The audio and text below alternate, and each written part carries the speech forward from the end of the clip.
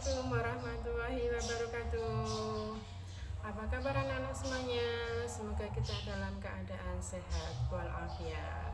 Masih bersama dengan saya, Ibu Mas Ada, yang akan membahas tentang ekosistem. Ya. Sebelum kita membahas tentang ekosistem, apakah tujuan kita membahas tentang ekosistem? Ya, sebelumnya saya ingatkan kembali, selalu saya ingatkan untuk selalu menjaga kesehatan, tetap terapkan 3M, yaitu memakai masker, menjaga jarak, dan juga mencuci tangan. Ya. Nah, kita pelajari dulu tujuan dari mempelajari ekosistem. Yang pertama, agar kita tahu komponen-komponen yang ada di dalam ekosistem dan juga peranan dari masing-masing komponen tersebut di dalam ekosistem. Ya. Terus kita lanjutkan, perhatikan pada gambar berikut. Gambar berikut itu adalah salah satu jenis dari ekosistem. Di dalam gambar tersebut ada beberapa komponen. Yang pertama itu ada air, ada tanah, ada sinar matahari, kemudian ada ikan, ada kata, ada kambing, ada tumbuhan, ya, di situ ada rumput dan juga pohon. Ya. Nah, dari beberapa komponen yang ada di situ, nah itu disebut sebagai ekosistem. Nah, jadi di sini kita bisa simpulkan bahwa ekosistem itu adalah suatu kesatuan fungsional yang di dalamnya mencakup makhluk hidup dan juga lingkungannya. Makhluk hidup dan lingkungannya yang berada dalam komponen tersebut itu saling mempengaruhi dan saling berinteraksi. Ya, intinya bahwa ekosistem itu adalah kumpulan dari beberapa komponen abiotik dengan komponen biotik yang saling mempengaruhi dan saling berinteraksi. Ya. Nah, sedangkan ilmu yang mempelajari tentang ekosistem itu disebut dengan ekologi. Ilmu yang mempelajari hubungan timbal balik antara makhluk hidup dengan lingkungannya itu disebut dengan ekologi. Kita lanjutkan, kita sudah mengetahui bahwa di dalam komponen itu ada komponen biotik dengan komponen abiotik, ya. Jadi intinya bahwa sesuatu itu dikatakan ekosistem bila mempunyai dua komponen, yaitu komponen biotik dan abiotik. Nah, sedangkan komponen yang termasuk komponen abiotik itu apa saja? Ada 10 macam komponen abiotik. Yang pertama itu adalah air. Sebagian besar tubuh makhluk hidup, tubuh organisme itu tersusun atas air. Air dimanfaatkan oleh tumbuhan membantu dalam proses perkecambahan, penyebaran biji, ya, dan perkembangan.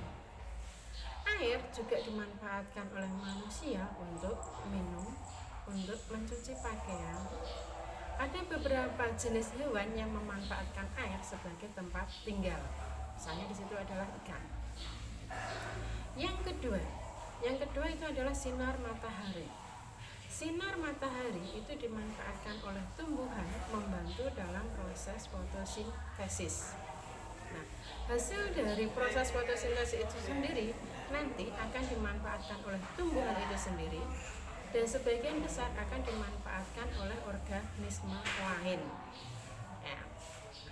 Terus yang berikutnya itu adalah angin. Ya. Angin itu dimanfaatkan oleh tumbuhan membantu dalam penyebaran biji dan penyerbukan biji dan spora. Yang berikutnya, yang keempat itu adalah udara. Di dalam udara, ya, itu mengandung nitrogen, oksigen, dan karbon dioksida. Nitrogen dimanfaatkan oleh yang membentuk dalam pembentukan protein. Terus kemudian untuk oksigen dimanfaatkan makhluk hidup untuk bernafas, sedangkan yang karbon dioksida dimanfaatkan untuk membantu dalam proses fotosintesis. Berikutnya itu adalah suhu. Ya. Suhu, tinggi rendahnya suhu udara itu dipengaruhi oleh intensitas cahaya matahari. Semakin tinggi intensitas cahaya matahari, maka semakin tinggi pula suhu udara. Ya. Yang berikutnya itu adalah kelembaban. Kelembaban itu kandungan uap air yang ada di udara. Nah, kelembapan ini itu mempengaruhi kecepatan penguapan air dari permukaan tubuh organisme. Ya, organisme mengalami penguapan, seluruh tubuh organisme akan mengalami penguapan. Yang berikutnya itu adalah tanah. Tanah itu dimanfaatkan sebagai habitat, tempat habitat bagi makhluk hidup. Berikutnya itu adalah pH. Ya. pH itu merupakan menggambarkan derajat keasaman dan kebasahan suatu tanah atau air. Sedangkan makhluk hidup itu membutuhkan pH yang netral. Yang berikutnya itu adalah topografi. Ya. Topografi itu merupakan berpengaruh pada distribusi atau penyebaran makhluk hidup. Nah, terakhir itu adalah iklim. Merupakan keadaan cuaca rata-rata di suatu tempat yang luas. Ya, keadaan rata-rata di suatu tempat yang luas itu berpengaruh pada berhubungan erat dengan komunitas, tumbuhan dan juga kesuburan tanah. Ya. Semakin iklimnya bagus seperti di Indonesia itu adalah hutan hujan tropis, ya, karena iklimnya mendukung, maka di Indonesia itu termasuk salah satu negara yang memiliki keanekaragaman tumbuhan yang sangat tinggi. Nah, itu ada yang termasuk komponen-komponen abiotik. Berikutnya kita akan membahas tentang komponen biotik, komponen yang berasal dari makhluk hidup. Di dalam komponen biotik itu sendiri itu sudah terjadi saling interaksi antara satu komponen biotik dengan biotik yang lain. Komponen-komponen biotik di sini itu memiliki beberapa peranan. Yang pertama itu adalah berperan sebagai produsen.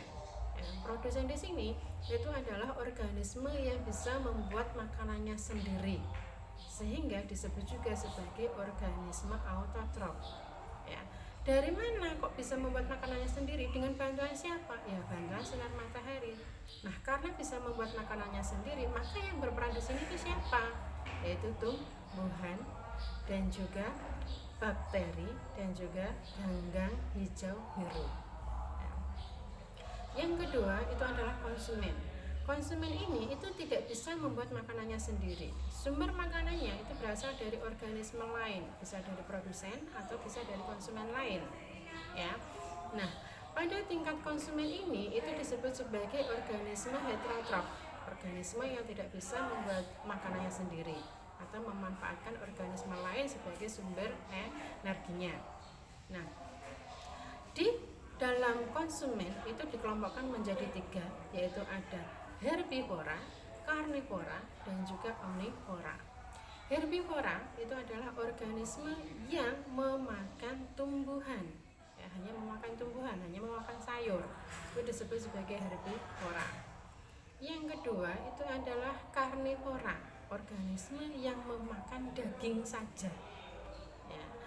Terus yang berikutnya itu adalah omnivora, organisme yang bisa memakan segalanya, baik daging maupun sayuran. Bisa memakan herbivora, bisa sebagai herbivora, bisa sebagai karnivora. Terus berikutnya yang tidak berdasarkan tingkatannya, ya, konsumen itu dibedakan menjadi 4 macam, yaitu konsumen tingkat primer, yaitu konsumen yang memakan produsen. Yang kedua, konsumen sekunder atau tingkat 2, yaitu konsumen yang memakan konsumen tingkat 1 atau yang disebut dengan karnivora. Ya, konsumen primer tadi disebut sebagai herbivora, sedangkan konsumen sekunder disebut sebagai karnivora. Terus yang ketiga, konsumen tersier atau konsumen tingkat 3, yaitu konsumen yang memakan tingkat 2, konsumen tingkat 2, ya. Terus berikutnya itu adalah konsumen kuarter atau konsumen puncak, yaitu konsumen yang memakan konsumen tingkat 3 dan nantinya mati. Nantinya membusuk di dalam tanah. Nah, berikutnya, peranan berikutnya itu adalah dekomposer. Dekomposer atau pengurai. Dekomposer atau pengurai itu sendiri itu adalah organisme yang memakan atau merombak sisa-sisa organisme yang sudah mati. Nah, hasilnya itu nanti dimanfaatkan oleh tumbuhan, ya. Nah, yang berperan di dalam dekomposer itu sendiri itu adalah bakteri dan jamur. Yang berikutnya adalah detritivor, organisme yang memakan serpihan-serpihan jaringan makhluk hidup, ya, yang sudah rusak. Nah, di sini yang berperan di sini itu adalah siput, luwing, terus kutu kayu dan juga cacing tanah. Nah, demikian untuk pembelajaran kita kali ini. Kita sudah membahas tentang pengertian dari ekosistem, terus komponen-komponen yang ada di dalam ekosistem dan juga peranan dari masing-masing komponen yang ada di dalam ekosistem, ya. Ibu Mas ingatkan kembali untuk tetap selalu menjaga kesehatan, tetap semangat, dan kita berusaha bisa untuk melawan COVID-19 ini. Saya akhiri. Wassalamualaikum warahmatullahi wabarakatuh.